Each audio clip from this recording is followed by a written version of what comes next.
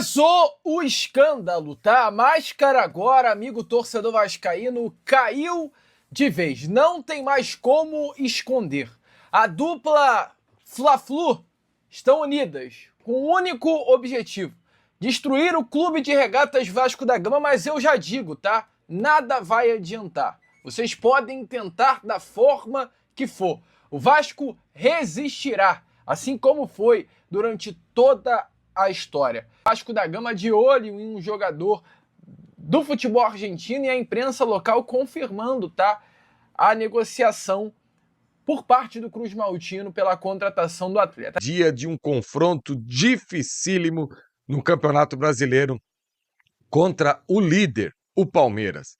E como o Vasco pode surpreender essa equipe do Abel?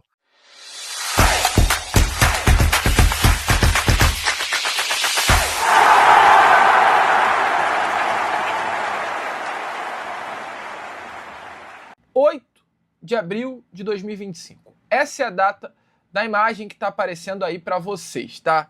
Você que não está entendendo, tá escrito nota oficial. Qual é o significado disso, amigo torcedor Cruz Maltino? Foi uma nota colocada no site oficial do Flamengo. Uma nota relacionada a uma parceria feita entre Flamengo e Fluminense com o Vasco da Gama pela liberação do Maracanã. A nota diz assim, ó: o Flamengo esclarece que não há qualquer fundamento na informação de que o Vasco possa integrar o consórcio que administra o Maracanã. Flamengo e Fluminense, sócios no PGE, firmaram um acordo pontual com o Vasco. Então está confirmado que há um acordo, permitindo que o clube, ou seja, esse clube, o Vasco, utilize o estádio para ter 4 partidas nos anos de 2025 e 2026, totalizando 8 partidas, 4 em cada ano, desde que haja disponibilidade e condições adequadas para a realização dos jogos. Não há, portanto, qualquer discussão em curso sobre mudanças na composição societária do Maracanã. O que essa nota está dizendo? Que o Vasco tem a permissão de utilizar o Maracanã durante o período de 2 anos em 8 partidas apenas, sendo esse o limite. O Vasco, então, entrou na justiça com um pedido para a liberação do Maracanã, pois a dupla Fla-Flu não liberou o uso do estádio Jornalista Mário Filho para a partida dessa próxima quarta-feira contra o Vitória. O Vasco inicialmente foi até Flamengo e Fluminense, ouviu da dupla uma negativa, e aí que é o surreal. Acabei de trazer a vocês a nota do acordo. Mas o Flamengo e o Fluminense, eles dizem que o acordo do Vasco para usar o Maracanã é inválido. E aí você pode perguntar, ué, como assim? Você acabou de trazer uma nota postada no site oficial do Flamengo falando sobre um acordo com o Vasco para a liberação do Maracanã. Então, como agora Flamengo e Fluminense dizem que o acordo é inválido? Porque, amigo, a alegação de Flamengo e Fluminense é que o documento que foi assinado, timbrado, papel e caneta, papel assinado esse por Vasco, Flamengo e Fluminense, foi assinado pelo Clube Flamengo e pelo Clube Fluminense e não pela concessionária Fla-Flu. Gente, é surreal. Então, diante disso, a dupla sustenta que não há um acordo. Ou sustenta até que há um acordo, mas que o acordo não tem validade para que venha a ser obrigada a liberação do Maracanã.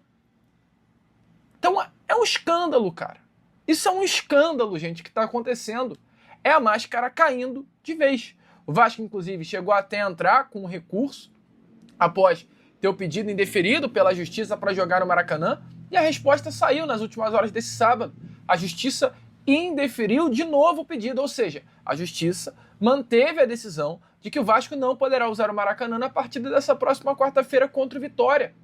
Gente, é surreal. É completamente surreal o que está acontecendo.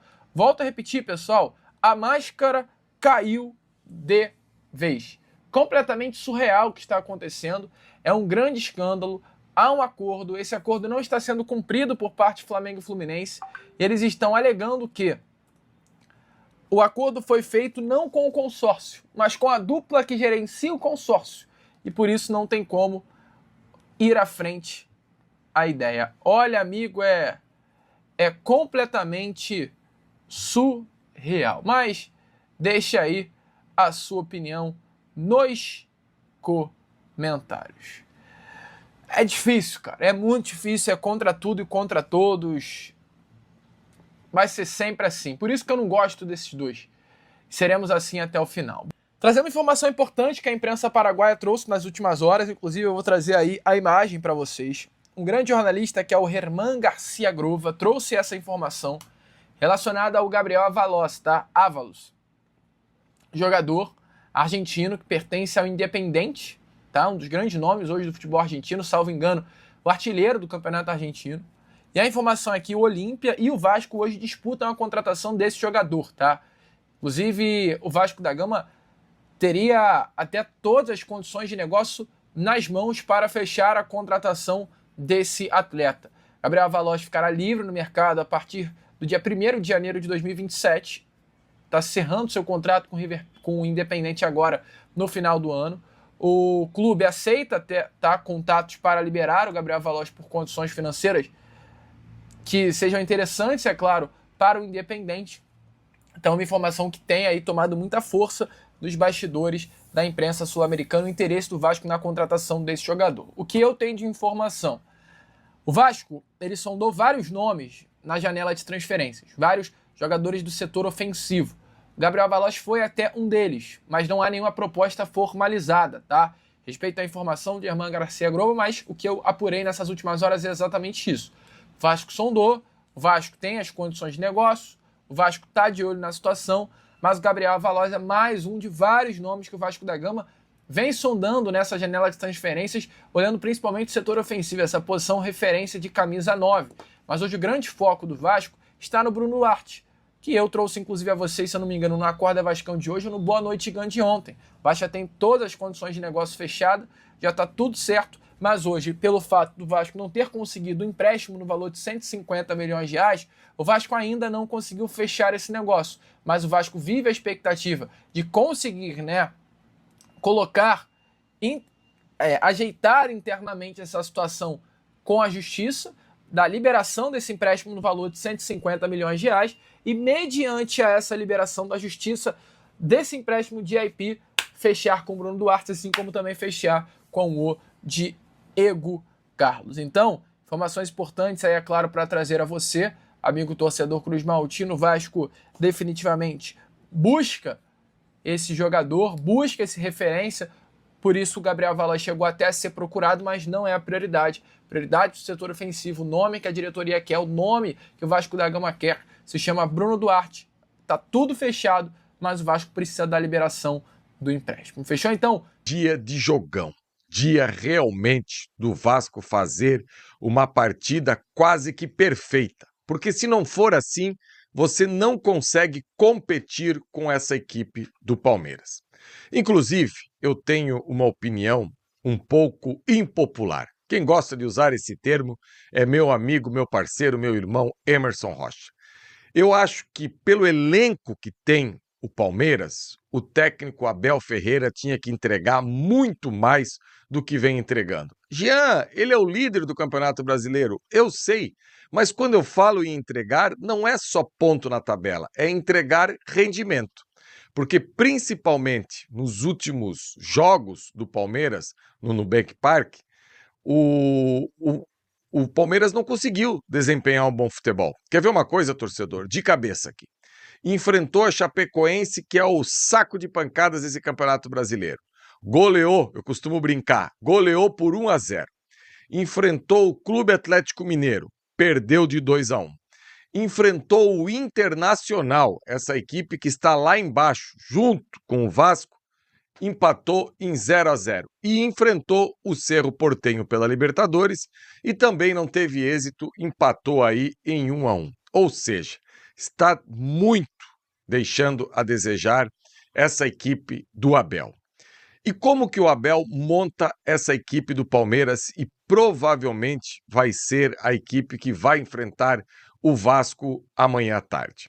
Tem um detalhe, conversando aí com jornalistas palmeirenses, que é o seguinte: o Palmeiras, em algumas posições, acontece algo que acontece com o Vasco, em que aquele que joga o jornalista, o torcedor, quem acompanha o Palmeiras, sempre acha que o melhor é aquele que está fora. E a lateral direita é algo que está muito nesse sentido. Quando joga o Kelvin, todo mundo quer que jogue o Giai. Quando joga o Giai, todo mundo quer que joga o Kelvin. E o que faz o técnico Abel Ferreira para tentar minimizar um pouco essa questão da lateral direita? Eu vou colocar aqui na prancheta. O Palmeiras é o branco e o Vasco é o preto. E presta atenção, torcedor, como é um jogo de encaixes essa partida de amanhã. Possivelmente, o Palmeiras vem com os 3 zagueiros, né? Gustavo Gomes centralizado, Murilo zagueiro pela direita, Alexander Barbosa zagueiro pela esquerda. Piquerez, ala pelo lado esquerdo. Alan, esse mesmo que está sendo vendido aí para o Manchester City por mais de 200 milhões de reais. Os 2 volantes aqui, que é um ponto que a gente vai ter que ter muita atenção, Marlon Freitas e Andreas Pereira. E aqui na frente, Arias de um lado, Maurício do outro e o Flaco aqui mais centralizado. Só que esse Palmeiras, ele é diferente um pouco daquilo que a gente vê usualmente das equipes no Campeonato Brasileiro. Começando por esse trio de zagueiros. Poucas equipes jogam efetivamente com 3 zagueiros.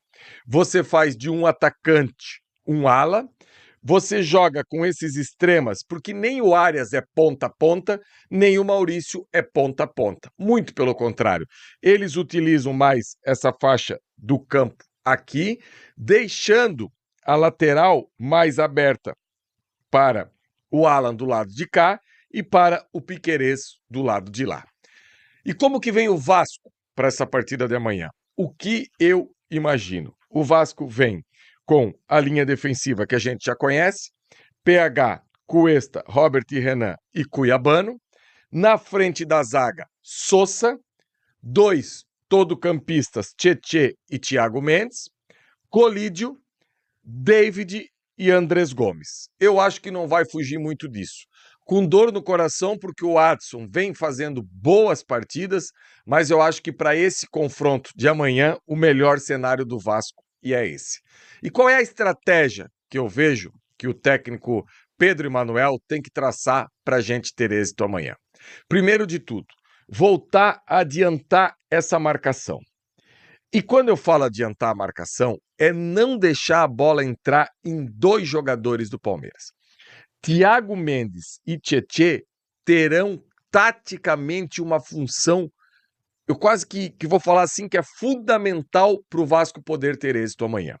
Nem Marlon Freitas, nem Andrés Pereira podem ter a possibilidade de virar e ter o campo aberto. Como a linguagem do futebol moderno aí, eles não vão poder ter a bola em posse e estar com essa bola descoberta. Quando você fala descoberta, você pode colocar a bola onde você bem entender. Como faz isso, Jean? Por exemplo, quando a gente jogou contra o Fluminense, Martinelli e Hércules foram muito bem marcados aqui no meio de campo. Tanto que o Martinelli começou a descer aqui para fazer a construção.